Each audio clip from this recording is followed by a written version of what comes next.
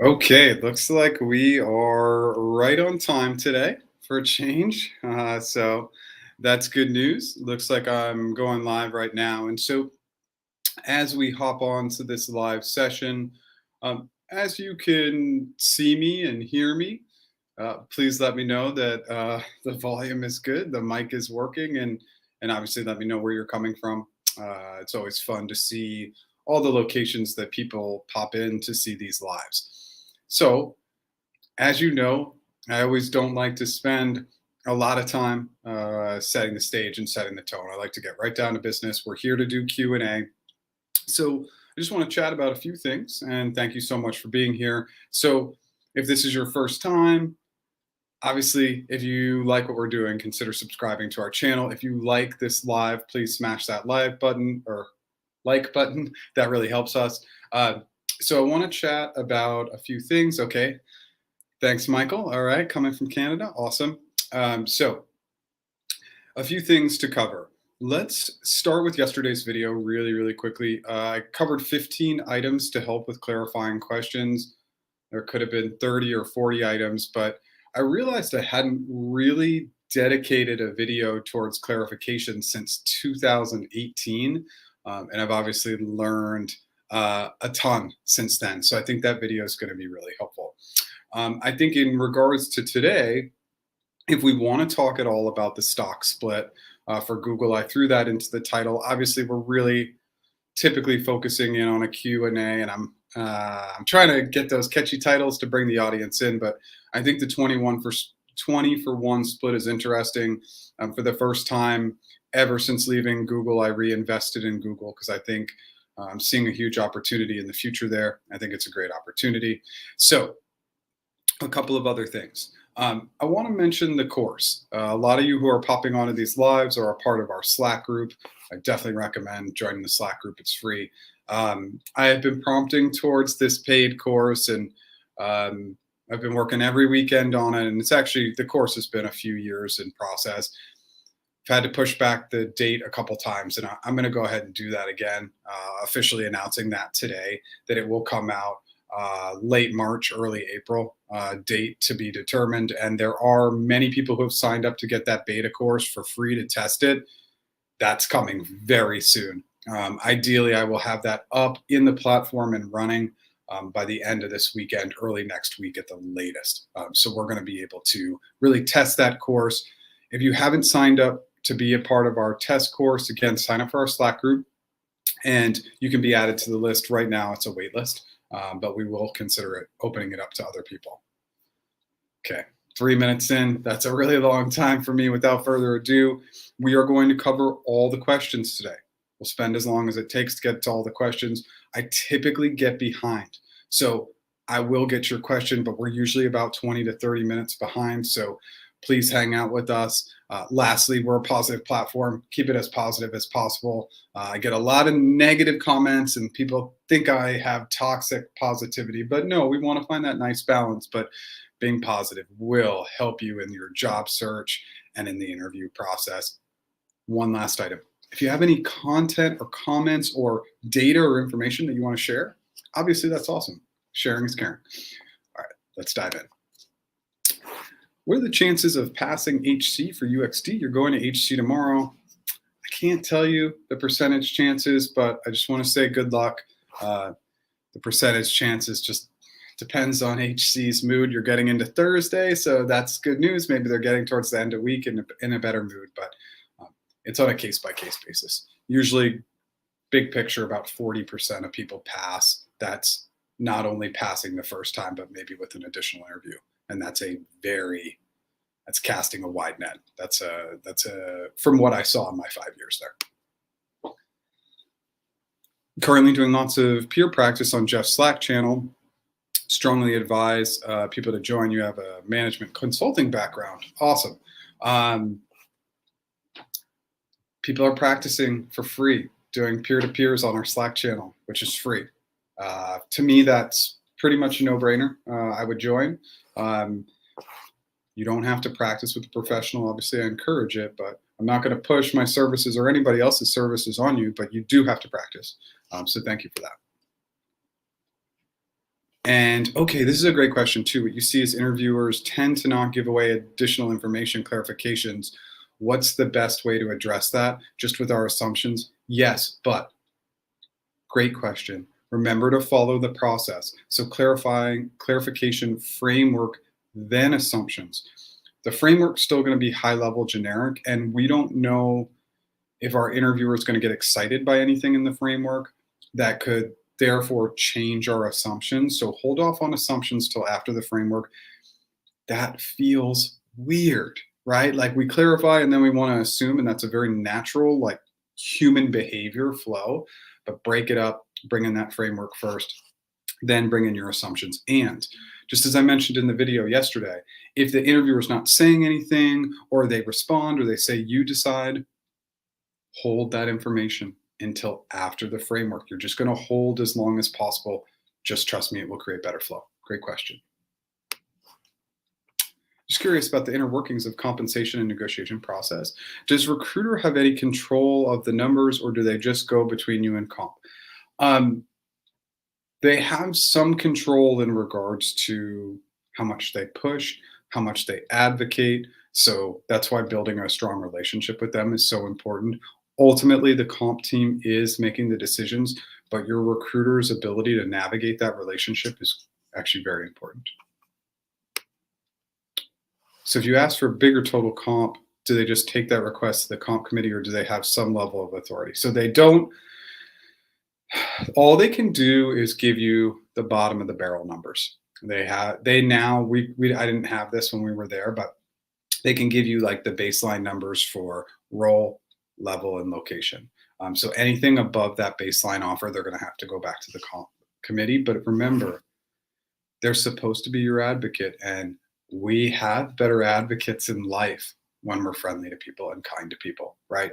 We always will go above and beyond for our nicer friends, family members, etc. So just translate that sort of mental thought process into the negotiation process.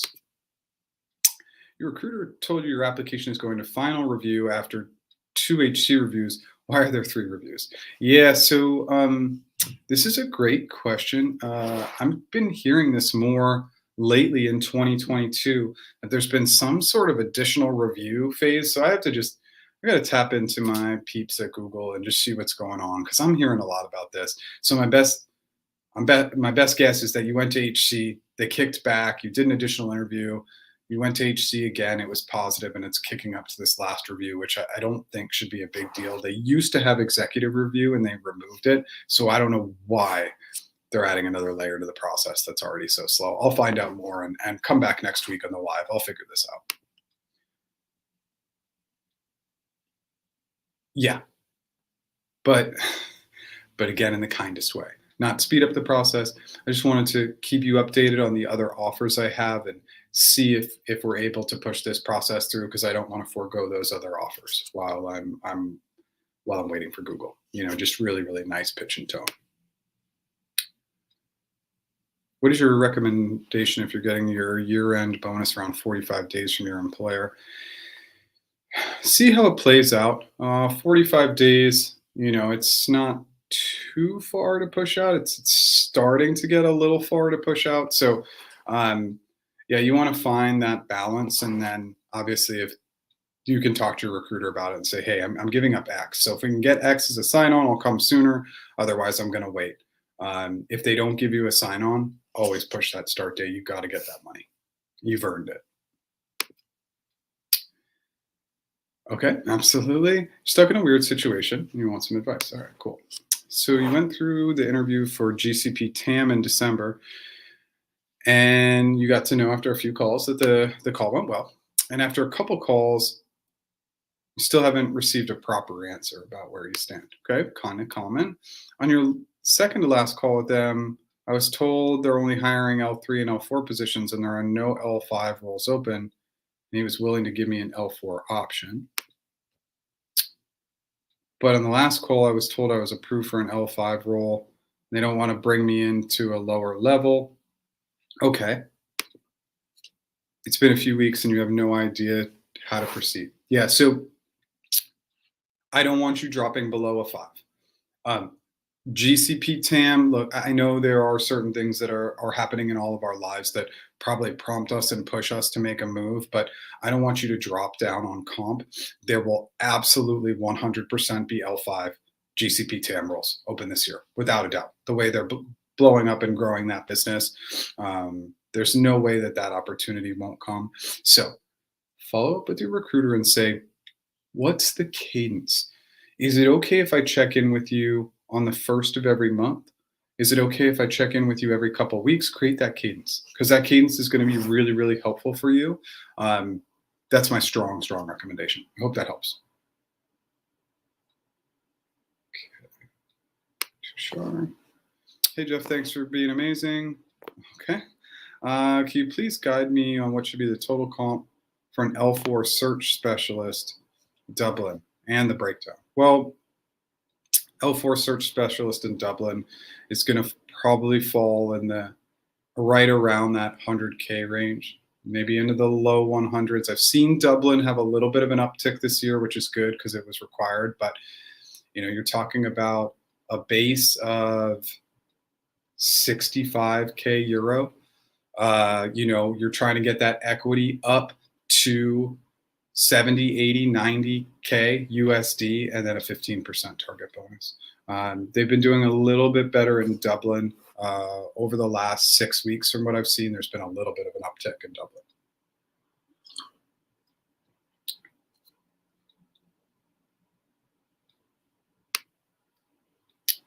Does ITSE have levels? If so, what's the average? ITSE, everybody knows I struggle with these acronyms. I mean, I think we're talking about a sales engineer, and average pay for L3, L4. See a lot of L3 SEs. Oh, maybe this is a solutions engineer, or I'm going to pause. I'm going to have you come back. If you can give me a little bit more clarity on the position, I think I could be a little more helpful. Okay. Okay, cool. Wreck that like button. Awesome. All right, Tennessee. All right, Menlo. Cali is representing. Okay, we answered that question. I have a question you may be able to answer. You went through your interviews, and right before the last 4 interviews, you saw the posting come down. You thought the role was filled, but they kept your interviews, went ahead and did the interviews and felt that they went well. Recruiter called and said she wanted to be transparent that they had filled the role, but you were a really strong candidate, and it was between yourself and them. And she said more positions and openings, learn about, asked if you could give her some time. Okay, so just again, going back to that other comment, create the cadence. Let's just ask our recruiters, what is going to be the amount of times that I follow up with you that's not going to annoy you? Like, can I follow up every week, every 2 weeks, every month? Because you want to continue to build that great relationship with them. Remember, they're your advocate. So that's really important. Now, as you do your due diligence and come across great roles that are a fit, we have to make this incredibly easy for our recruiter. We give them the specific job link. We highlight 3 to 5 bullets for why we're a fit. We give them all of our availability over the next 3 weeks. We send an updated resume with an updated summary bullets that show why we're a fit for the role. I mean, we really have to do everything to make it as simplistic for them as possible. I'm sorry to hear you didn't get it, but it sounds like for the future, it's going to be good.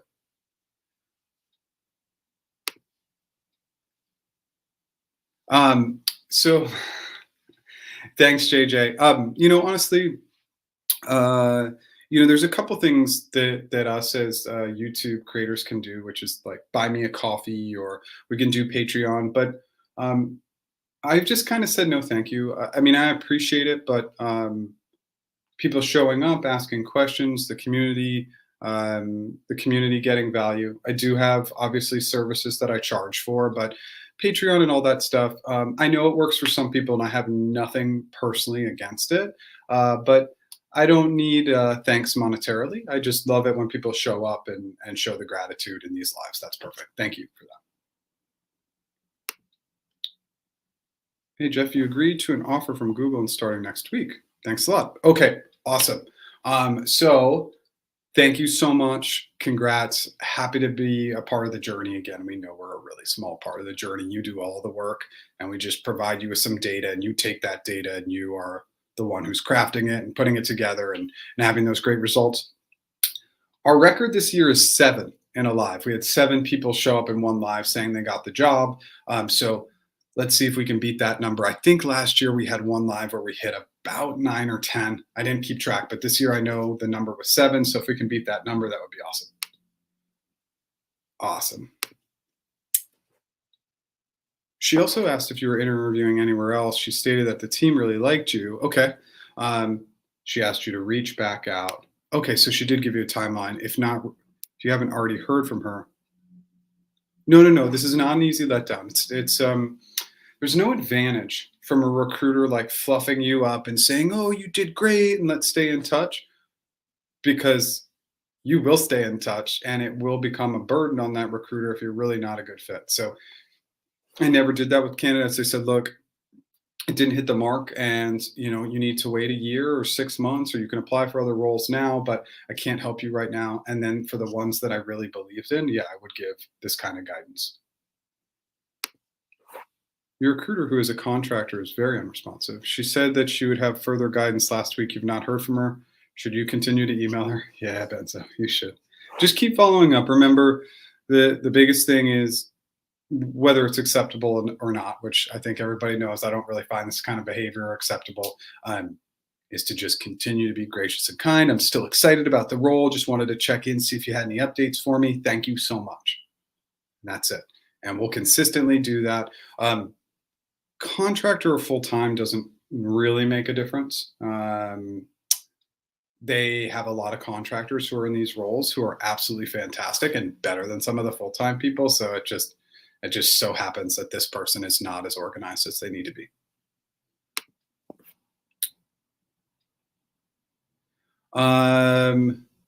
25th of February. What's today? The 16th? Yeah, I might not. I might be booked out about 10 days. For anybody who's just on here really quickly, and I don't want to push the services, but for anybody who's on here quickly, if you don't see a time slot on my calendar, use the chat feature on our website, message my colleague Shannon, and Shannon will work with me to see if we can find a time. So maybe we can find a time, squeeze you in. It's always possible. Okay, good news. You made it through 2 of the interviews last round with the hiring manager. What can you expect? Role is growth manager in India. And I know it's getting pretty late there, so I want to make sure I respond. Last round is with the hiring manager. Okay, so hiring manager, they're going to cast a wide net, right? So you're going to get open-ended, you're going to get behavioral. It's going to be anything and everything because it's the hiring manager. They decide. So any input or data that you've been able to gather from the recruiter, from the job description, but hiring manager, just be prepared for anything and then great questions at the end that lean very, very positive.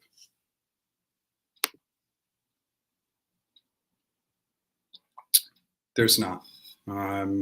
There's not, Michael, and it's not going to bring value to talk about the toxicity in terms of environment or manager.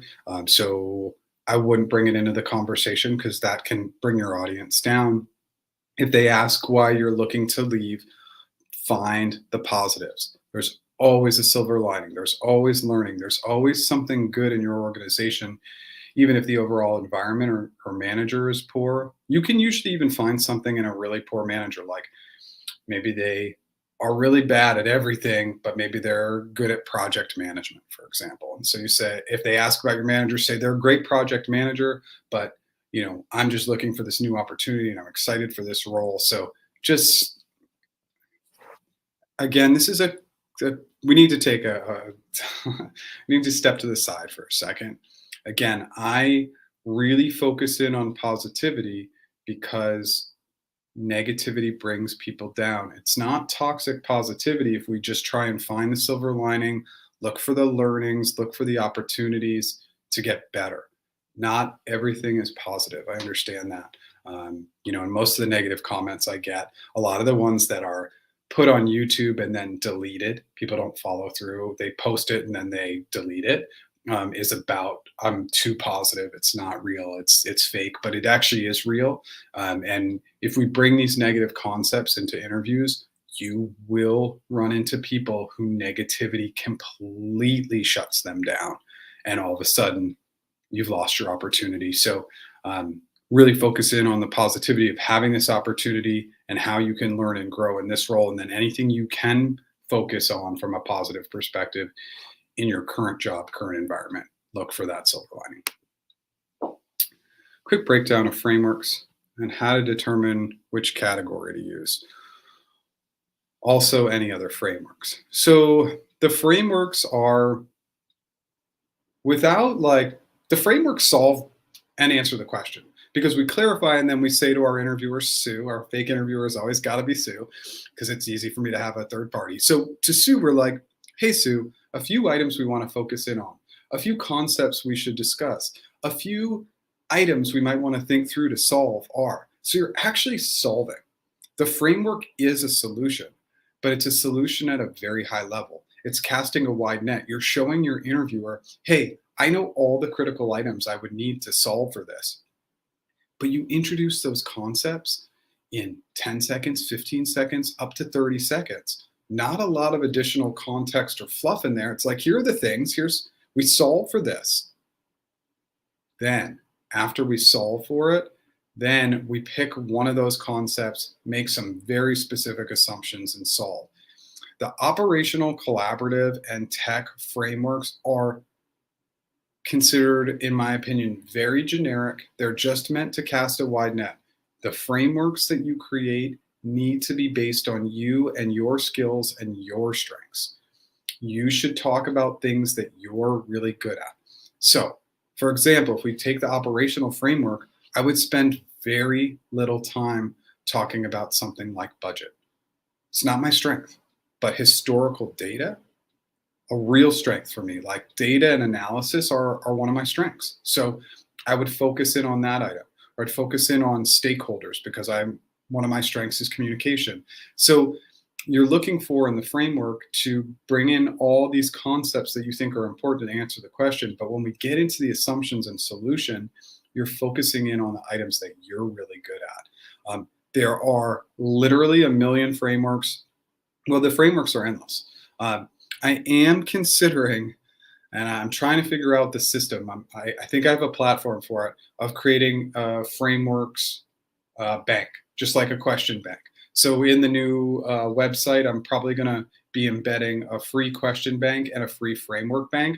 I just need to be able to go in and take all that framework data, because I have thousands of them. So I just need somebody to go through it and kind of organize the data for me. A team match call manager call for additional interview on system design. If you don't make it, does that close the door for a future team match? In a team match, the manager you went into the team match and the manager's like, yeah, I want to do a little more system design.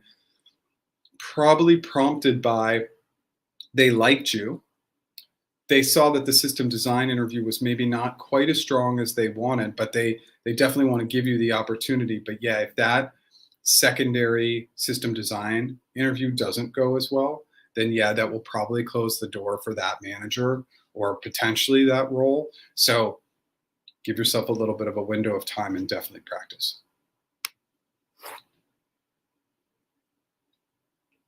What's the percentage of people getting an offer after HC ask for an additional interview?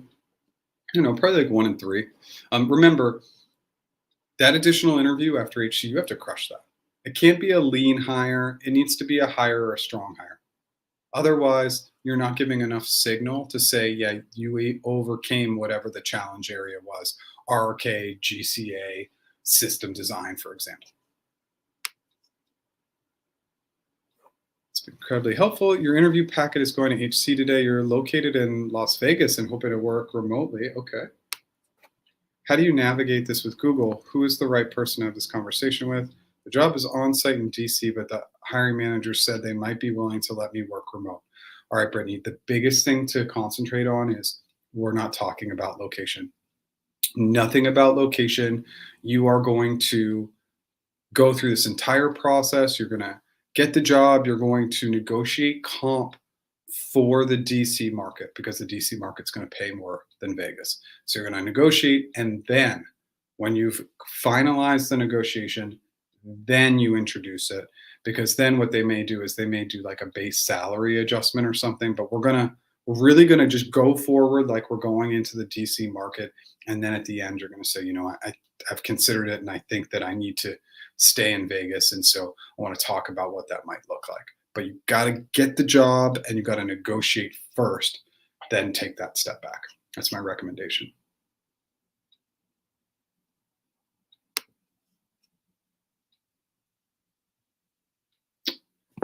Well, yeah, 50%, but it's a 50% chance. Okay, it's not actually a 50% chance of getting it or not getting it, just um, because because of the level that they're going to look for you to obtain in that follow-up interview is going to be higher than normal. So it's definitely less than 50%. But I understand your logic and how you're thinking through it. Thank you. Okay. What should I do if I anchored high for an L3 SWE at a band and the recruiter asks for specific data points? There are no specific data points for this high on comp, so what should I say? Let's go back and say, look, these are my expectations. You could take those expectations back to the comp team and see if they're able to meet them. You're telling me it's high. I'd love to see what the comp team can do. That's it. You don't have to provide data points. I have seen some recruiters pushing back and saying I won't take that number to comp, but that's pretty uncommon. Almost all the times they are, but that's what you're just going to say. You're going to say, look, these are my expectations and I'd appreciate if you could take it back to the comp team. Thank you so much. There are a million data points out there. If you really want, you could say you've spoken to a former Googler and they encouraged you that this was a number within the range, because I'm encouraging you to anchor high. Got an offer. Okay, number 2. Awesome, Alex. Congrats. Again, we know how much hard work is done behind the scenes. And, this is the stuff that people don't see. And they think that people get lucky when they get into Google. And of course, there's always an element of luck, of course. But the more hard work, the more time you put into it. And obviously, this audience, I have extremely high expectations for the community. I expect you to put in massive amounts of work, because when you total up the amount of work for these types of opportunities that we're talking about at the elite companies, there is really no amount of work that's not worth it to get that comp, to get that brand, etc. Congrats.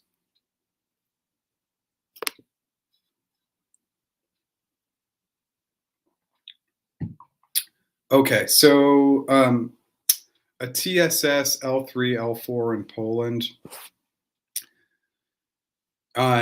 So, I know a little bit about the Poland market, and all I can tell you is that, and I think I'm probably not giving you any insight that you're not aware of. It's a low paying market. So, if we're talking L3, L4, I mean, it may pay better than other local opportunities, but I mean, we're definitely, and again, I'll go USD on this one, but I think USD wise, your L3 is going to be like 50K. And then L4, maybe 65K, 70K. I mean, it's just the market.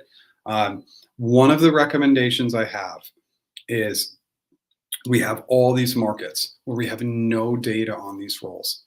Here's a great default mode for any market, for any role. Like, let's say we're going after Google, go to levels.fyi and just put in software engineer, because there's a pretty good chance that a software engineer has been hired in your market. Look at that number, take 20% off, take 30% off. And that will be a really, really good way, because so many of these markets, we're like, what does a CE pay in this market? Or what does an analyst pay in this market? And there's no data points. There's almost always data points for software engineers. And it's just a really, really good exercise, because now it will remove all the confusion of like, well, what could I possibly get paid? If there's engineering data, just know that, you're going to take that role and you're definitely going to get paid less than that role if it's not a software engineering role. I hope that helps. You contacted your recruiter shortly after setting up the hiring manager meeting regarding additional details and advice. No response. Yeah, follow up.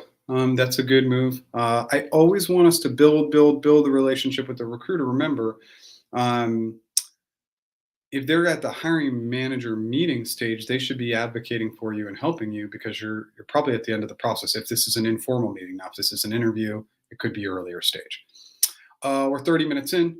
On the 30s, I will always prompt for you to smash that like button if you like what we're doing. If you've never subscribed, just so you're aware, we go live every single week at 10 a.m. Pacific, and then I release a piece of new content every other Tuesday, usually around noon Pacific is when that will come out. I'm going to do in March or April, I'm going to try and do a shorts sprint of 25 to 50 shorts to just get some of this like classic information down into a very short mode.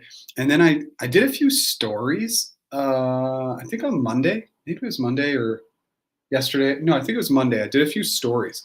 Let me know if you guys see the stories. I don't even really know where they land. I don't know a lot. It's basically with shorts and stories. They're trying to compete with Instagram and TikTok, right?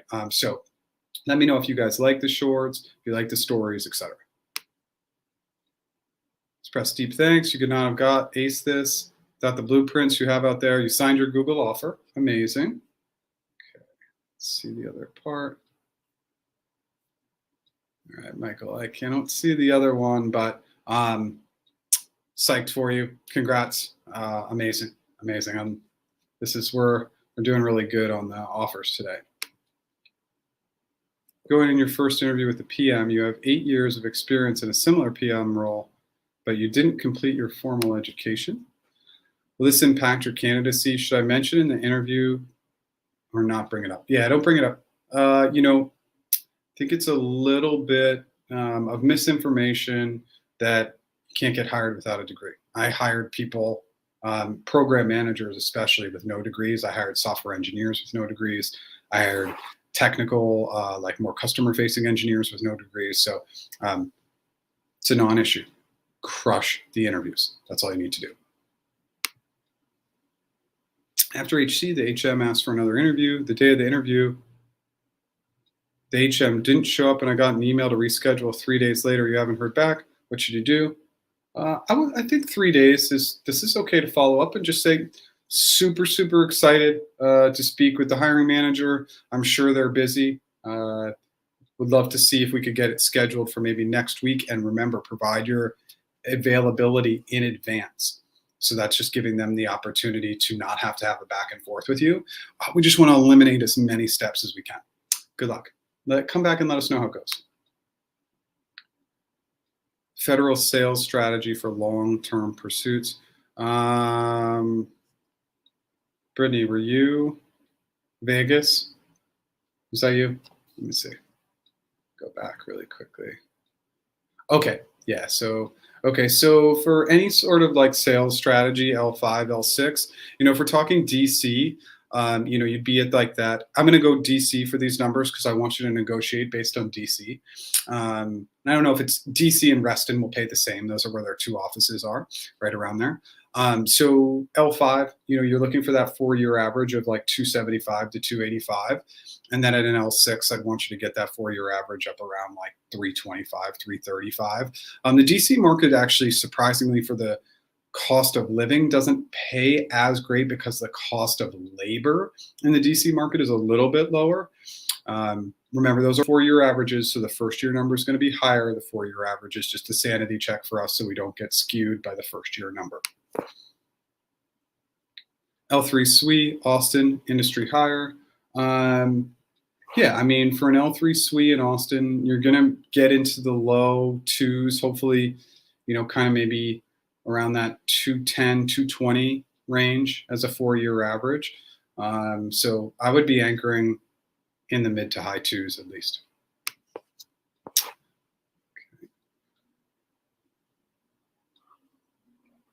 You had your final round for a product ops lead position. Recruiter mentioned that the interviews are still underway. However, by next week, should have an answer on whether you move forward to hiring committee. Okay.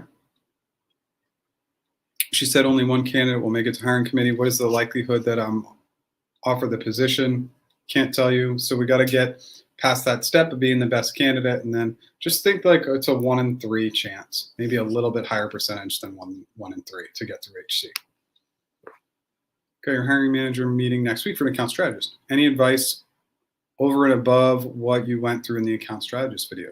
Yeah. Let's get into the physical space.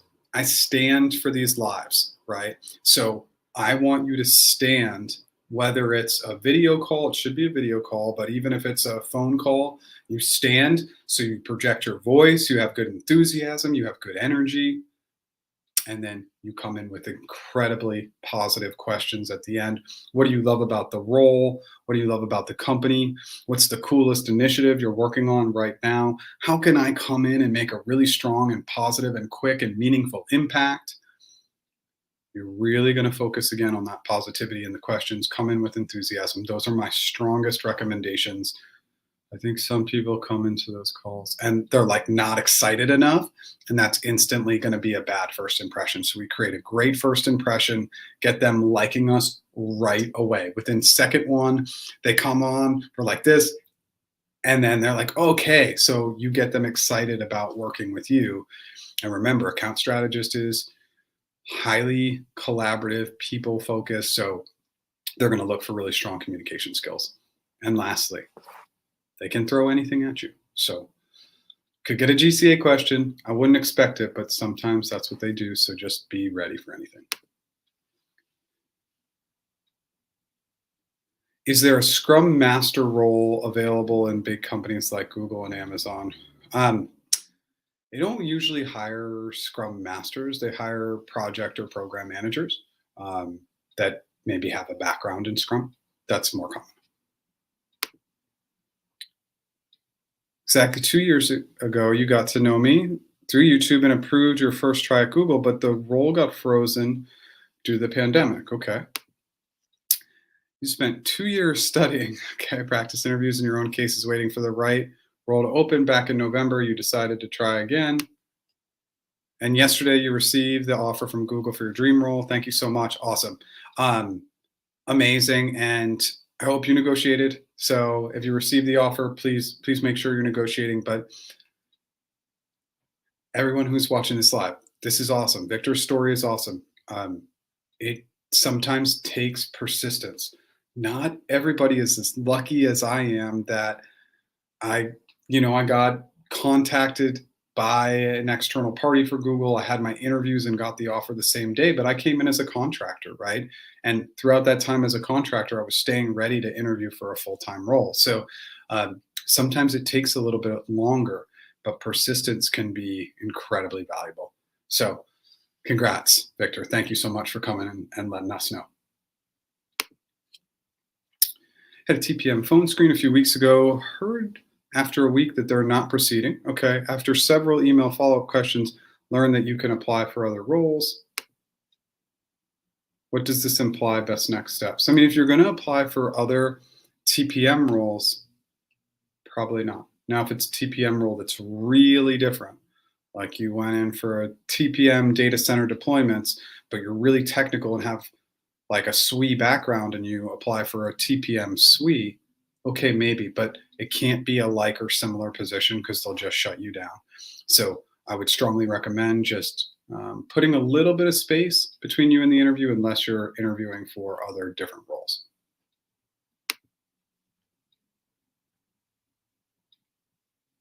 Okay, so with clearing HC, I think this is the third or fourth time. I think I talk a lot about this, and it's not with a negative tone, but it's totally outside of our control, and any percentages aren't going to change their ultimate decision. From what I saw, if we're saying an HC of 6 people, 2 people crushed it. 2 people were always getting approved out of those 6. They were clear cut. Usually a couple needed to be discussed in a little bit more depth, and then 2 were no's. So within any given HC, sometimes we get up to that 50% mark. Sometimes we're down to that 30% mark. That's why I like to say 40%, but I really can't say. I haven't seen your interview performance. I don't know what the role requires, and I don't know if HC is going to come in a good mood or a bad mood that day, because that can impact it as well. IT support engineer. So you applied and you were contacted the same day. Your third interview is Friday. All right, Chris, I'm going to because I'm behind, I'm going to try and scroll back and find your location really quickly. So, where are you? Okay, L3, L4 for the Bay. Okay, so L3, L4 for the Bay. We're looking for an IT support engineer, L3, L4 for the Bay. Yeah, I mean, support engineer is going to be definitely in the ones for an L3, maybe scraping up into the twos for a 4. That's 4-year average. Remember, the first year numbers are going to be higher because of the 33% stock vest, and if you can negotiate a sign-on. After 3 rounds of interviews and following up with a Google, recruiter is told that the position is on hold. It's on hold. Yeah, I mean, it's again not to their benefit to give you misinformation, because candidates have a tendency to follow up quite a bit. So I've prompted on this a few times. Figure out the cadence. What's the cadence with that recruiter that you can check in if it's on hold? Can you send them new positions, etc.? If you're going to do that, position, bullets, availability, and an updated resume. How much could be increased if taking some evidence to try special approval about total comp? Okay, so we had a number of exchanges last week in the live. It sounds like, I want to just give my honest feedback that maybe this isn't the right timing, or maybe you need to make some concessions on the amount of comp, because we went back and forth on this in a number of chats last week, and I can't give you any guarantees. You can push as much as you want to push, but eventually you're just going to have to decide whether an L3 role is something that you're willing to take or not. Because I think at this point we're trying to navigate a space of me saying what's possible and what's not possible. And I honestly don't know. I wish I could be more helpful, but I think at this point you need to say to yourself, what's the long-term perspective? Instead of just looking at year 1 numbers, what do you think is viable in 2 years, 4 years, 10 years, and make your decision based on that information. Okay, stock split for 20-1 for newbillers that just came in. Remember, you're given a cash component, and that's either going to pay out, depending on how low the rate is, it can pay out yearly, quarterly, or you can pay out yearly, biannually, quarterly, or monthly. It just means that when the stock split hits, they're still going to give you a cash out whenever that cash out comes. If it comes monthly, it's just going to be in the form of more shares. But the opportunity for you is, if that stock price goes up and continues to go up, which I think it will over the first 3-6 months into a year, every single time you get those shares and they hit your account, they're just going to go up, in my opinion. I'm not a financial analyst, but I can tell you that historically what we've seen with these splits, especially if we look at recent splits for like Apple and Tesla, those stocks basically 5x'd after the split. And so I am betting on that. But again, all investment decisions, and I know I'm kind of playing the safe card here, but all investment decisions are up to you. I tend to be aggressive when it comes to investing.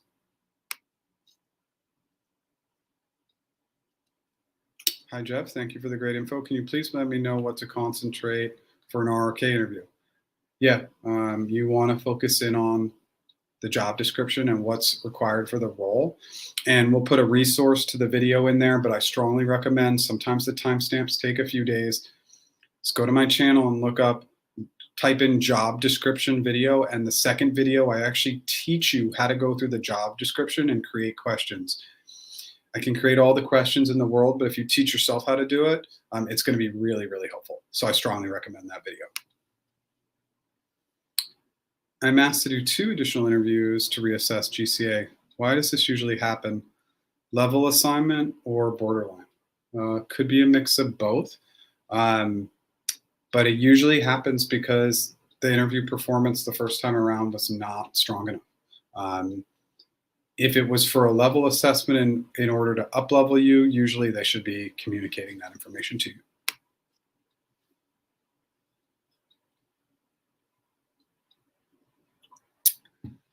All right, I'm just going to start. This is the 5th or 6th question on this, coming in only 17 minutes in. I'm just going to say 40%.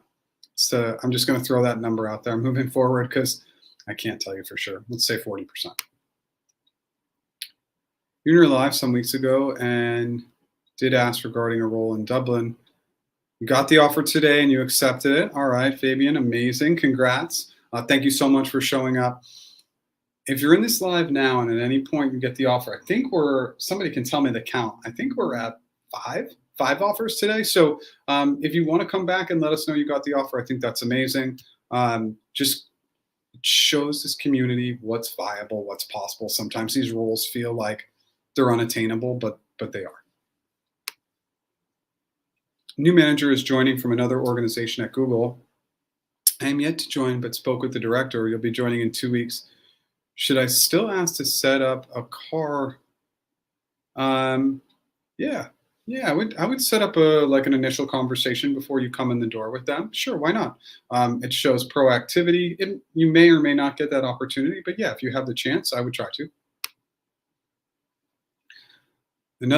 Another interviewer showed up during yesterday's slot than the one that was mentioned. Is this common? I never said anything to the interviewer during the slot and finished the interview. Yep. Interviewers get replaced at the last minute all the time. So it's not totally uncommon. Followed up with your recruiter after the first interview was rescheduled. Recruiter moved to another team and advised my information was forwarded to the replacement. Will you be contacted again? If you're not, then you got to pester that recruiter and say, hey, I haven't been contacted again.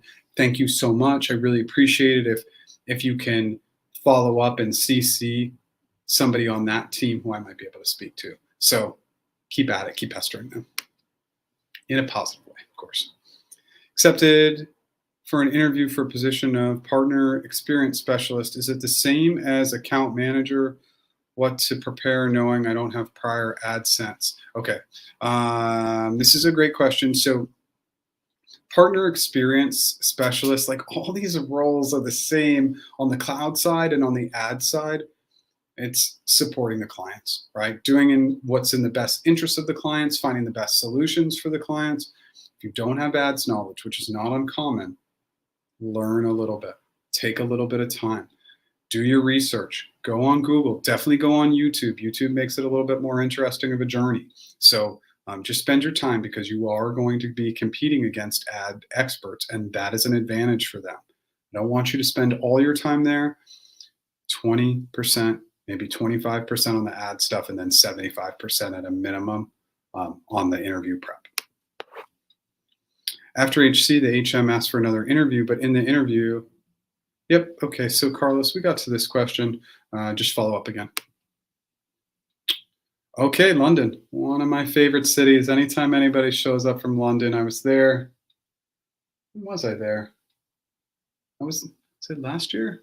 Oh my goodness, I don't even remember. A couple of years ago. I was in London right before the pandemic. So it was 2 years ago. Absolutely love that city.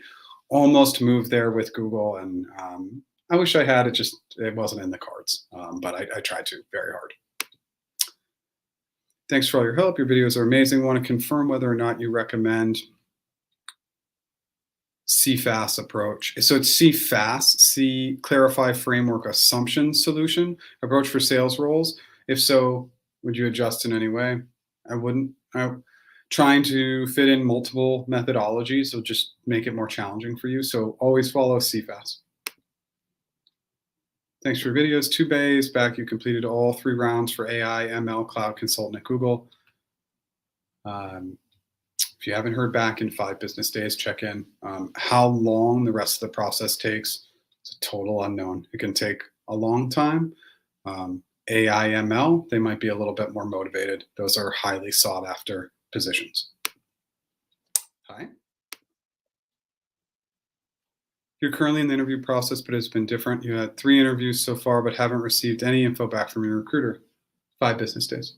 If you haven't heard back in 5 business days, follow up. Just got a job in Google Austin this month. Start date is March 7th. Awesome. Okay.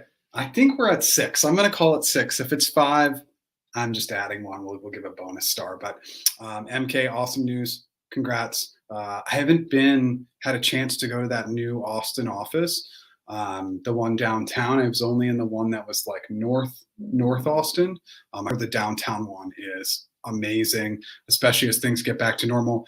I'm going to really, really try hard to be in Austin this year. And so I guess like I'm going to throw this out there really, really quickly. I'm thinking about when I visit any city of doing like these kind of, I don't know what they are. We'll call them like pop-ups. So I'm going to be in Boston in 2 months. So anybody watching from Boston, I'll prompt on this a few times. But there's a hotel I like to stay in downtown Boston. And I'm probably just going to set up there one night for like 3 hours. And if anybody wants to come by, come sit, chat with me, ask questions, grab a drink, whatever. I think I'm going to be doing pop-ups in cities all over the place. And Austin, just have so many friends in Austin. So I'm really going to try and do that this year if I can. And I'll try and do like a pop-up in Austin as well.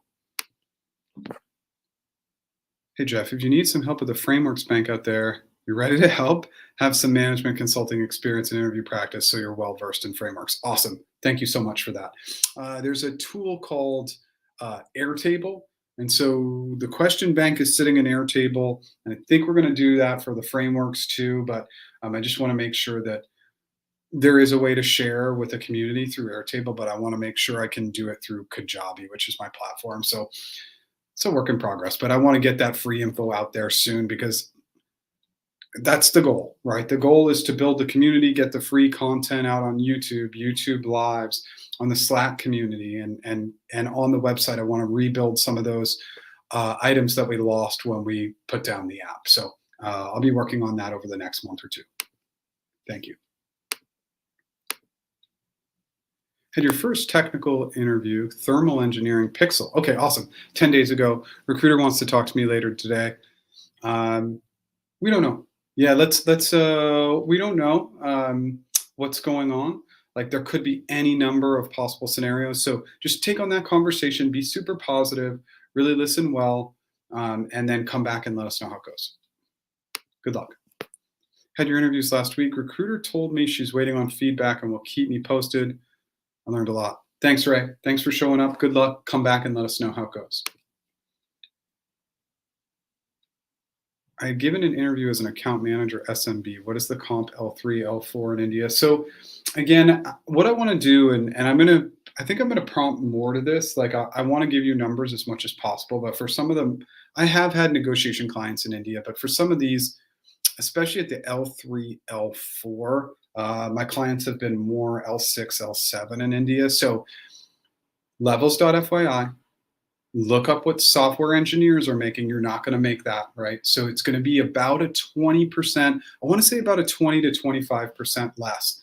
So because there's so little data on so many roles, so that will give you a really, really good indication of what that role will pay at L3, L4. You have mixed answers about your RSU vesting price. The offer letter says the average closing price for the month prior to grant date. When exactly is your grant date? So your grant date, the offer letter, mixed reviews about your RSU vesting price. So the offer letter says average closing price for the month prior. Okay. Month prior to your grant date. So the grant date would either be the initial grant, or I would ask your recruiter. I would get some clarity on that and come back and let us know what they say. I haven't heard that messaging before.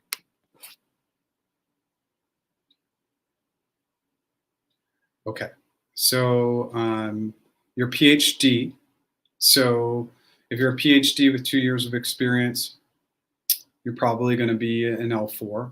PhDs coming straight out of their PhD, or maybe with a little postdoc, or well, it's PhD. It's an L4 coming in the door. So with a couple years of experience, let's just say L4. Thermal engineering is interesting. Hardware eng doesn't typically pay quite as good, but I would be looking for a 4-year average of 250, with that first year number being closer to 300. Shared your offer news 2 weeks ago, so not technically upping the numbers. No, Stephen, come on. But your day 3 of your dream job at Google, listen to Jeff, put in the work, it's worth it. Thanks, Stephen, for coming back. Put in the work. Yeah, I mean, I think so I just kind of reflect back to, I sat in my bedroom like all weekend before my Google interviews, which were on a Monday morning. And that whole schedule got blown up. It got pushed to Monday morning at a 3-hour break, Monday afternoon. But I just worked on it all weekend. And that was it. One weekend of work. Now I'm encouraging you to do much more. So as a contracting recruiter role, there's not a ton of complexity there. But if you put in the work, if I think about the amount of hours I put in, then when I had the opportunity after about 4 months as a contractor to get back into the interview process, I put in the work again. And so just that amount of hours was not overwhelming for what the opportunity, what it paid. And obviously, last Wednesday, which I forgot to mention, was my 4 years. I left Google 4 years ago. The brand is valuable. I'm still earning a living off the brand. Now, I like to think more holistically that the interview tips are really more for a generic approach, but obviously Google has done a ton for me. So put in the work. I guarantee you will get great results. Base salary for an analytical lead in Atlanta, L3, L4. Atlanta base salary, L3, low ones, low, like 110, 115, and then L4, L4 still like 120, 125. It's going to be pretty low. Remember, not a base salary company. Again, if we're talking about Google, which I think we are, it's a total comp. You got to look at total comp.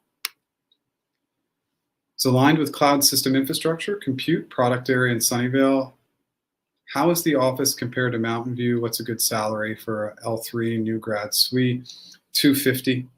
I would want to come in like year one, 250, and push the 4-year average as much as you possibly can. I'm biased. I like the OG original campus in Mountain View. That's where I started. That's where I spent my first couple years. I don't even think I got 2 full years there before I was moved to Sunnyvale. Now, Sunnyvale, the buildings are newer. They're nicer. The cafes are great, but the campus is a little bit like it's a building here, here, here. It just has a little bit different feel. So I'm really partial to Mountain View. I really love it. But the buildings in Sunnyvale, like overall buildings and niceness, the buildings in Sunnyvale are nicer. They're newer, and they really did a good job on the design and everything. So they're both great locations. Being in the Bay is awesome. And then obviously, if you have the chance to get up to the San Francisco offices, those offices are amazing as well. Okay, so Ray, I'm going to push. I want to continue to push.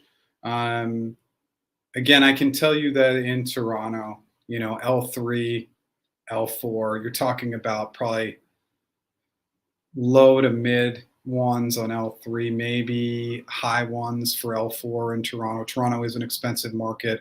Cost of labor for tech is a little lower. Levels.fyi, see what software engineers are making and reduce by about 20 to 25%. It's going to be the best way to go for these markets where we're not going to have as much data. Got rejected after 5 rounds of interviews. Recruiter said in general comments and not provide specifics. Can you reapply? Yep, you can reapply. It's very common for them not to provide specifics. If you didn't put a heavy lean on practicing with other human beings, that's my number 1 recommendation. I just don't think that people practice enough. I want you to do 5, 10, 15, 20 sessions with other people. Your uptick in success will never get better then doing that practice with somebody else. That is the key to success.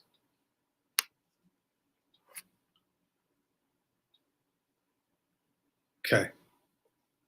Amy, it would totally depend on level. So if you have questions about comp, I'll continue to prompt back to the levels.fyi path, but gotta know level because it varies greatly.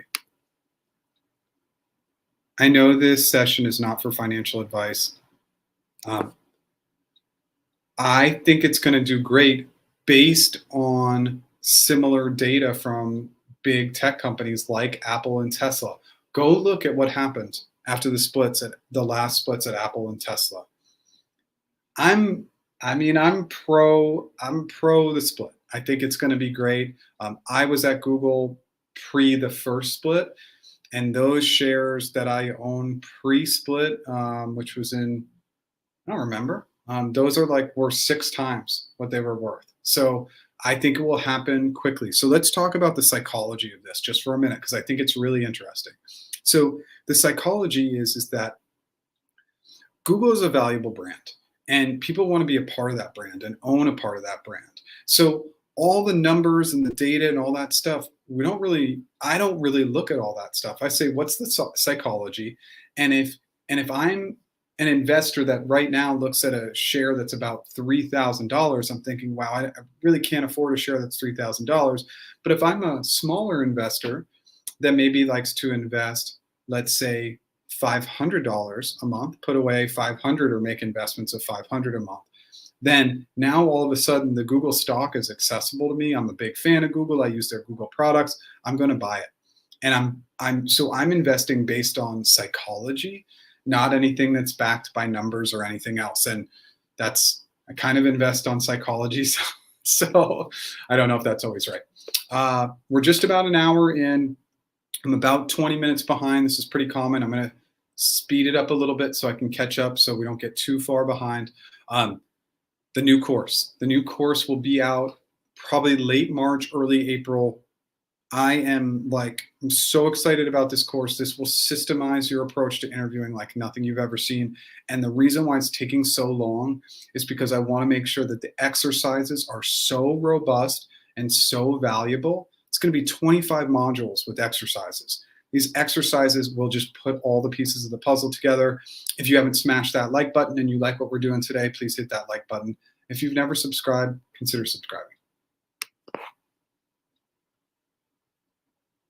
What's an L4, L5 in Ontario? Carlos, you'll have to remind me. You got to remind me of the role. It's really level, role, and location are going to be the three, but all levels.fyi, look what engineers are making, 25% less. Will continue to be my advice. One more question. You have no idea what level this role is. It's a program lead trying to get comp expectations in Canada. And Canada has a lot of different markets that pay varying amounts. But a program lead at the lowest would be L5. It would be L5 or L6. TVC and been given an interview waiting for review. The chances of going from TVC to FTE are the same as external to internal, so about 40%. Recruiters putting together an offer for Google now. Thank you so much. You want to negotiate equity. Okay. Can you give me an idea of how much I should be looking for in an L5 position? It's not a percentage of base salary.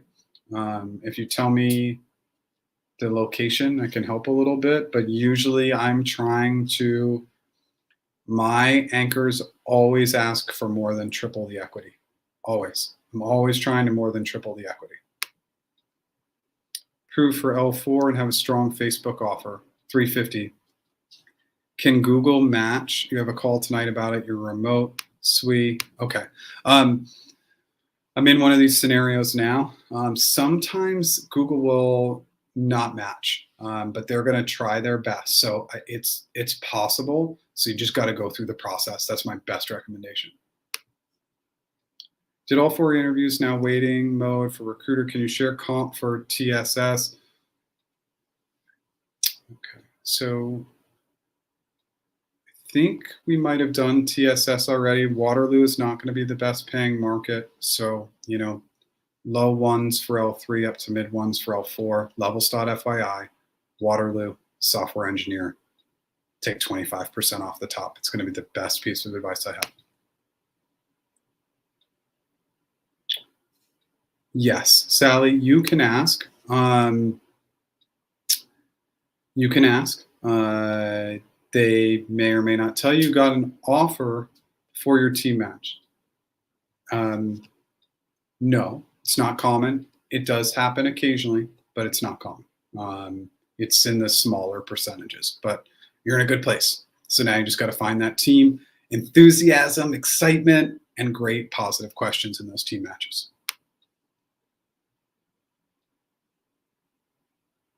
Oh, thanks, Victor. I like that. Community manager. Love it. Thank you so much. Wanted to reach out to network to people in FANG in your area accounting. I remember you were talking about offering them something up front and then asking questions. You have no idea what to offer. What might that be? A cool article or video with trends that are going on in your specific market. So maybe things that are relevant to the accounting space and technology. That could be regulations, that could be compliance, something that's kind of interesting. So I would send that message to Jane. I'd be like, Jane, I'm really impressed by your profile. I love your background. I came across this really cool article that I wanted to share with you. Looking forward to connecting. And that's it. And just send that message and do that time and time and time again. Make sure that that article or video is extremely relevant, something brand new. And so what that means is maybe you use the same article for the same group for 1 week, then in the next week use another article or video.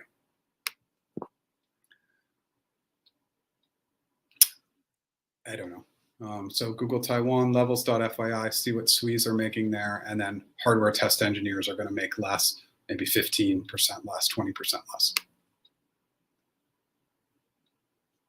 You're a recent graduate who's working at a US-based startup. Okay. Let's see and come back if you have any additional information. Okay. You had your RRK interview, and the feedback from the recruiter was that maybe I'm not the fit. They're looking for this team, but she forwarded my CV to another recruiter. Okay. Okay. For a different role in another team, should you still follow up? Yeah. Yeah. Remember, I just want everybody to be super proactive. We can only control ourselves. We can't control them. So let's just be as proactive as possible. Be gracious and kind. Let's try not to annoy them so that they totally shut us out. But yeah, just be proactive. Not sure what happened to my message. Take two. Absolutely. Thank you so much for providing amazing social service. Consume your videos voraciously for a couple weeks. Had your interviews. Okay, cool. Got a message this morning from a recruiter to schedule a final interview with the head of the team. Thank you. Your question, what kind of interview could this be? Already had GCA, RRK, leadership, and googliness. Yeah, so this is going to be probably a little bit of a hybrid. Expect anything. Follow up with your recruiter, see if they can give you any additional data or information or advice. But most likely it's going to be hybrid. And with the head of the team, a little bit less is more. I don't want you to totally back off your answers. I want you to give 90%, but just a little bit less is more when we're talking with higher levels of leadership. Yeah, you just go to practiceinterviews.com and you can click on interview coaching or negotiation coaching. It will take you to my calendar.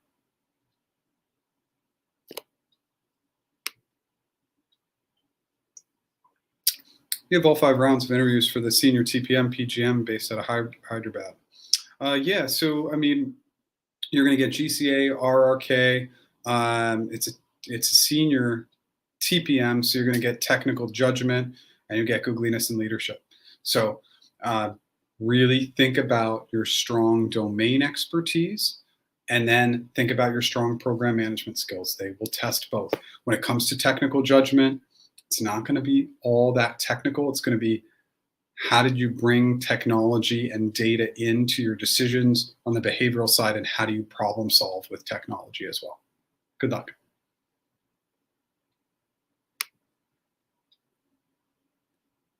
L5 TPM in New York. The TPM roles have been paying good in New York and the Bay. So, I would really push up that 4-year average as much as you can. I would try to push that 4-year average up into the low to mid threes and try and push and get that year one number as close to 400 as possible. Seen a lot of good numbers coming through for our negotiation TPM clients. The max sign on you can get is going to be 50,000. But you need a reason to get a 50K sign on. You asked what level the role might be earlier. For context, your recruiter is fairly unresponsive. I hear from them when they have updates. Okay. Yeah, I mean, remember, I think one of the challenges is these recruiters get a little fearful when you ask about level. So if they say, I can't say, not true, say, can you provide a level range for me? I'm thinking that it's a 6 or 7 or a 5 or 6. Can you confirm that? And just start giving them the data points and just pushing back. Now, in terms of their responsiveness, this is pretty typical. So you just got to make sure you're being proactive as much as you can. Super helpful. For SFO, customer engineer at DB management L6, is it a match to software engineers? Total comp is not. It's less. It should still be a strong offer, but the only roles that are, there's only one role that's paying as high as software engineers these days, and that's product managers. Everything else, you got to take 15, 20% off. Recruiter reached out to me and said, you've been selected and you'll get an offer. How much time does it take to get the offer landed in your email? Well, remember, you don't want that offer letter. You want to take that number, you want to get a verbal number, and then you want to push back, you want to anchor high, you want to negotiate. So you're not ready to receive the offer letter because you don't want it in writing yet, because you don't want to verbally agree to those first numbers. Make sure you negotiate. Thank you. First week is Google. Awesome. Your course and coding sessions. Oh, with Hong Lu. Awesome. Awesome. Thanks so much for showing up. Now I'm losing count. I think we're at 6, so we're doing pretty good. Yeah, Hong Lu is one of our former coaches, just to streamline the business. It's just me doing the coaching now, but he was and is amazing. Thank you.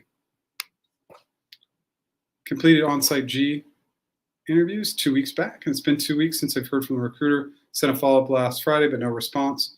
So weekly follow-up too much? No, I think at this point, if it's been this length of time, I would check in today, tomorrow morning at the absolute latest.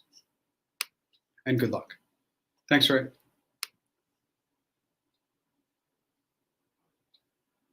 What amazing effort. Awesome. Questions you can't ask anybody else. I do my best. It's not always the perfect answers, I understand, but I'm doing my best. One thing, can you figure out levels based on amount of time? You can have an assumed guess, right? And I did, and we can put that resource in there, but I kind of posed what a level would be based on years of experience. But remember, it's years of experience that's pretty fuzzy, right? So when I went into Google, I had 13 years of experience and I went in as an L4. Was that appropriate? Well, probably, because I only had of those 13 years, only about 5 years were in recruiting or less. So total years versus actual relevant experience, that's why it's so fuzzy. If you're at 5 years of experience in any given area, that could be a 3 or it could be a 4 or it could be a 5. A lot of it depends on how you interview and how relevant maybe some of your other experiences. How are levels decided for a candidate when the offer is made? Interview performance coupled with past work experience. Am I missing anything? I don't know. Maybe I probably missed your question. So why don't you come back? Because I don't remember. And we're getting pretty caught up here. So hopefully the wait won't be long. For new hires, which one would be better if you had to choose? Higher base or lower RSU versus lower base and higher RSU? It's a totally personal decision. If you can afford to make lower base, meaning you can pay your monthly expenses for yourself, significant other, family, etc., I would always take the RSUs, but that's my personal choice because I know that I can live on less on a monthly basis. I don't spend a lot on a monthly basis. So that would be, you just really have to look at your personal expenses, and everybody should do that. I mean, I'm not a, we've put out a little financial advice here, but obviously creating a good, strong, long-term financial plan is important. What to expect in round one with the hiring manager? A bit confused because you said they might throw in a GCA question. I was expecting full-blown questions from RRK, Googliness, GCA. They can ask you anything because they're the hiring manager. So it kind of throws out all the rules. So you just have to literally be ready for everything and anything. And that's what I've seen. Now, they tend to lean a little bit more RRK from a hiring manager standpoint, but anything is possible. So you just have to cast a wide net and be prepared. I know it's not a great answer. Got offered a short-term contract role, 4 months with Google. I'm happy to take this as an opportunity to get in the door. What strategy do you recommend if I would like to move to a full-time position after 4 months end? Should I network with recruiters or hiring managers? Hiring managers. You're going to network with people in like or similar roles, and you're not going to do that at 4 months. You're going to do that a month in. Give it a month and then start heavily networking, meeting teams, reaching out, extending yourself, offering to help, anything that's going to put you in a positive place in their mind. Good luck. What do you mean by 4-year average? 4-year average is looking at the 4-year average of an offer. So with the stock vest, it's 33, 33, 22, 12 with a company like Google, and Amazon is 5, 15, 40, 40, right? And then like a Facebook or a Meta is 25, 25, 25, 25. So that one's easier. We can just take a snapshot of 1 year, but we can't really, because what if we get a sign-on in year 1? Or we get a 2-year sign-on like Amazon does. So the 4-year average is just taking base, bonus, equity for a given year, and putting up a 4-year average. And the reason why I go on a 4-year average is because it's a better benchmark to negotiate. We can get skewed by year 1, especially Google. Let's say you get a 33% stock vest, and then you get a nice sign-on, and you're looking at this year 1 number. The 4-year average it's just meant to be a sanity check. You will most likely at Google, if you perform well, will never dip below that year 1 number ever, with refreshers, merit increases, promotions, etc. But it just is a sanity check to say we're not going to look at year 1 and get totally skewed by it. Hope that helps. How does Google handle, let's say, 2 good interviews and 1 bad one? They look at the total feedback. So 2 hires, 1 no hire. It could be a no. They might give you, or they would give you another opportunity to redo that 1 interview. Kind of what I'm wearing, honestly. Like I just like some form of a button down is fine. I think maybe like more of a dress shirt, but no suit, no tie, no jacket, none of that. Like we want to just wear something that's business casual. And because it's all video, business casual on top. I mean, I got my flannel on and I'm wearing shorts, right? So just business casual at the high end. Don't overdress. And just as a funny story, by the way, I did actually wear a tie for my video interviews when I interviewed as a contractor. And of course, when I went and interviewed for the full-time roles, I wore a t-shirt to those interviews because I was a TVC going in FTE, and I knew I could wear a t-shirt. But I wore a tie, and I got made fun of by my soon-to-be manager, and I took it. I was like, yeah, I want it to look handsome for you or whatever. I just made a joke of it.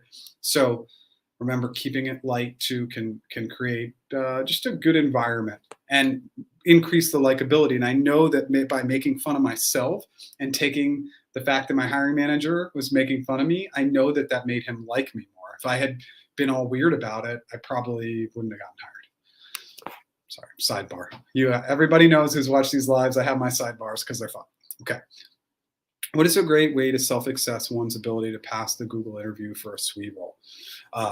Leak code, Pramp, any of these sites that you're going to be able to code with other people, just remember, I don't know your level, but I do hear about those sites that it's more on the junior side. So if you're a more advanced engineer, you might have to go find some of the sites where you pay to get that one-on-one experience, but you have to practice it with other people, hands down. Already given a verbal confirmation to the recruiter, it's L3 role, TSS networking in Poland. Once you get confirmation from recruiter, you'll receive an offer letter. Incorrect. You are going to negotiate that number, okay? So you're going to get that verbal offer, or they're going to ask you to lead. If you do lead, you're going to anchor high.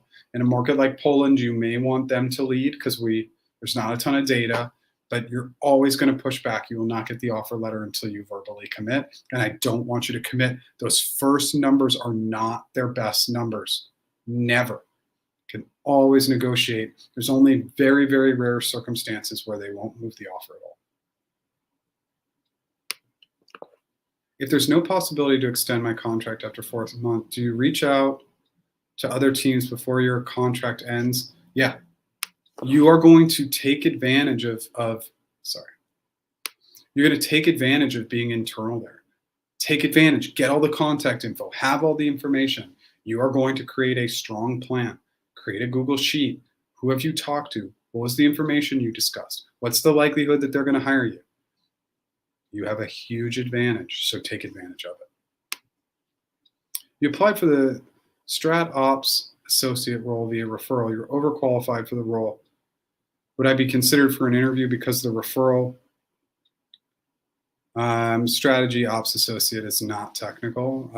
You may be a little overqualified, but with the referral, you might get in the door. I've already given verbal confirmation and my compensation was also increased. How much time does it take for offer letter? I mean, it should be same day. I mean, it doesn't really take that much. Recruiter did mention that offer teams are based out of US and it may take some time. I don't know. I can't tell you. It could be a day, it could be 5 days. Sometimes they move really slow. Inputs, your videos are amazing. Awesome. Awesome. Thanks for the positive feedback. What's the location? Interviewed for an IT support engineer, early career. Okay. Okay, good. If you have a question, come back and let us know.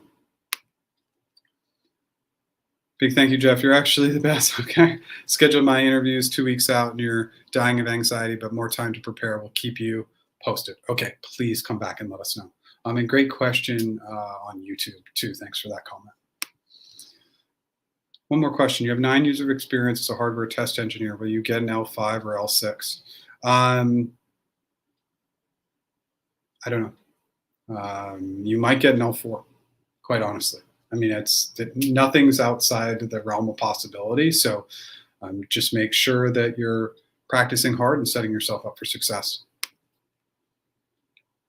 It's been a week since a recruiter said they scheduled a hiring manager interview for HC and has not come back already, followed up yesterday. What's the best next step? Yeah, Harmon, if you don't hear back, I would just follow up again on Friday. You're just going to have to be patient and kind in the process, okay? And I know that that's painful. Seeing other candidates on here interviewing the same job in the same city is hilarious. Good luck, Ray. Yeah, so ironically, and I won't get into the details of it, but I had a client yesterday where I was coaching him on an extremely, extremely niche down role. And I had just had another client for that role. And so it's kind of funny because sometimes I get these roles where you would never expect that I would have 2 clients for that role, but sometimes it happens. So remember, everybody's out there trying to improve themselves. The resources online are so good. And fortunately for me, some of these videos do pop when you do some of those more basic Google searches, especially. Oh no, don't worry about it. No, I'm here to help. So no worries. Continue to come back and ask questions. Last week, you had to send a business case analyst for business analyst at Google. You've been in this interview process since January 3rd. Is it normal to take this long? Yeah, it's slow. Stay proactive, stay in touch. But yes, it's an incredibly long process. And I think I've been quite honest that the process was one of the reasons why I decided to leave. And I think that the process needs improving. And I think the best way for Google to improve their hiring process is to take away this big approach and make it more team oriented, allow teams to be more nimble and hire much faster if needed. I think the more team-based approach would be much better for a company their size. You could have everything aligned to one team: sourcing, recruiting, HC, comp, just one team. So it gets very repetitive. And then obviously with a comp analyst or HC, like, people can move out, but more team oriented would really speed up the process, I think. Is it okay to stand and take the interview without headsets as long as it's similar? Yeah. Remember, you're going to test that. You're going to test how the sound is, how the volume is, how everything is. And as long as you've tested it and it shows up well, then absolutely. And of course, I recommend standing. Now, I wouldn't want you to stand for 4 or 5 interviews back to back, because you'll get physically fatigued and that will lead to mental drain. But some people, it's standing gives us a little more energy. Just applied with a referral to an interaction designer role at Google. Any tips? Yeah, interaction design. There's actually some really good data online for interaction design and just designers in general. So definitely do your research. But the design roles at Google, they're going to maybe follow a little bit more of the basics from what I've seen from other companies. But remember, open-ended and behavioral. And they're going to test all sorts of, I think I did one question on this, you want to test a design, how many people would you test it with? How many groups would you test it with? How do you determine what designs to look at? That's not a great question. There's a lot of data out there. Just make sure that you are thinking about design answers from a behavioral perspective and from a problem-solving perspective. I want you to get into the negotiation process with me late stage. So we're talking about right when you know that offer is coming through. The number one piece is no numbers. We don't give numbers. We hold off on those numbers as long as possible. And then if we lead and we anchor first, great. I love to lead with an anchor. If they go first, okay, we're still going to come back with a big anchor, but just don't give them any numbers. Currently in the T-match stage. Amazing. Keep us posted. And there are another 2 interviews to go. Feel like it's endless. It can feel endless. So keep at it. Just create the plan to practice a little bit every day and make sure you're practicing with other people. New grad TPM. Yeah, new grad TPM, I want you to get into that 200K range as a 4-year average if you can. Maybe high ones as a 4-year average, and then that first year is definitely going to be over 200K. Should be. Yes, for cloud. They're hiring a little bit for cloud. Completed round 2 for PM role. Recruiters said outcome is pretty good. They're submitting for HC review.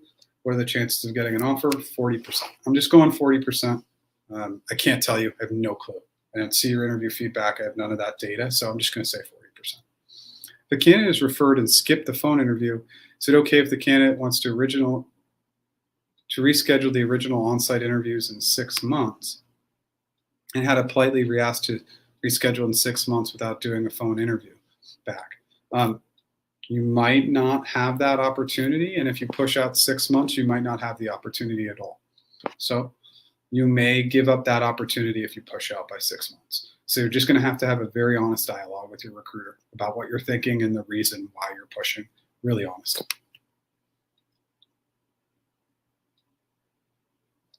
IT support engineer, interviewee, had 2 decent interviews and 1 bad one. They're group hiring for this role. Wondering if this would benefit or... Yeah, if you had a bad interview and you have the opportunity to retake it if that's their recommendation. What would you recommend for 5 years sales business development candidate from industrial sales industry, respect to standing out for AM roles at Google? Sales is transferable, right? So I want you to be thinking about those transferable skills, and then I want you to learn the ad space a little bit. Not expert level, but you definitely have to take the time to learn the product area because your competition knows that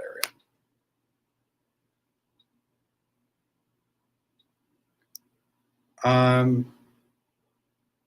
Coding rounds. Well, are we talking about, so you skip the phone interview process?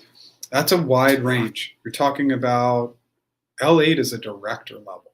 So at the director level, that's not going to be hands-on coding as much. That's maybe one round. That's going to be much more leadership driven, whereas a 6 will be much more coding focused, coding and system design. And then a 7 is probably going to bring in a little bit more leadership as well. That's a wide range. You should have a better idea from your recruiter what the level is. 3 levels is probably too much. And my best guess is that it's not an 8, because an 8 is actually a different recruiter. They'd be a leadership recruiter, but I'm just guessing.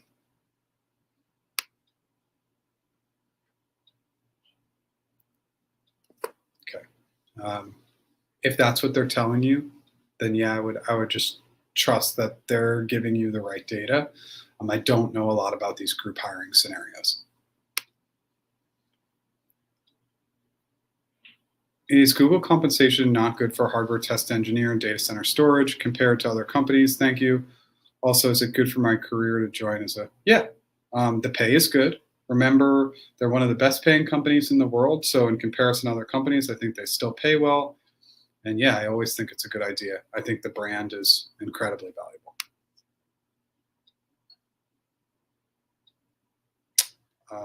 I have no idea what those 2 items are. If you can define those items for me, it would be helpful. I think everybody knows when I just go through this and I see acronyms, it's not my strength. For program management leadership role, managing T and PGMs, how important is preparation for technical interviews? Well, it's not going to be that technical. It's going to be more driving decisions through technology and data from a leadership perspective. But it's TPM roles, especially for like TPM leadership. I coach a lot on that role, and I don't see them being very technical. But you need to implement that technical piece in your answers. Okay, we answered that one. Expected comp for an L3 UX researcher at MTV. Yep, that sounds fair. Okay, remember, you can practice with others in our Slack group. So we have peer practice. It's all free if you want to join. Your program is awesome. From LA, awesome, very close by. I'm down in San Diego. Yeah, I mean, I think you could anchor around 250 as a 4-year average. They're not going to pay you that. 240 4-year average, something like that. But you should be shooting for around, it might end up in the high 1s as a 4-year average, but definitely year 1 can get into the 2s for those roles. Okay, I am going to, and you passed HC. Awesome. So I'm going to start our wrap up. We're always at this hour and 30 to hour and 40 minutes, which is perfect to hit all the questions that come in. Thank you so much for showing up.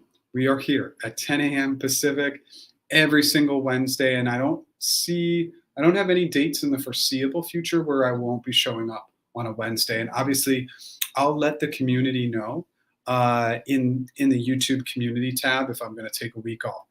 That course is coming out. I'm super excited about it. And we're obviously going to do a promo run, right? So for a week leading up to the release date, we will be offering it at a discount. All that's TBD, but I will keep you posted. That course is going to be killer because it's going to give you the systems and the exercises that just aren't available anywhere else. If you like what we did today, smash that like button. If you've never subscribed, consider subscribing. I'm going to answer these last couple of questions and hop off. Thank you so much for being here.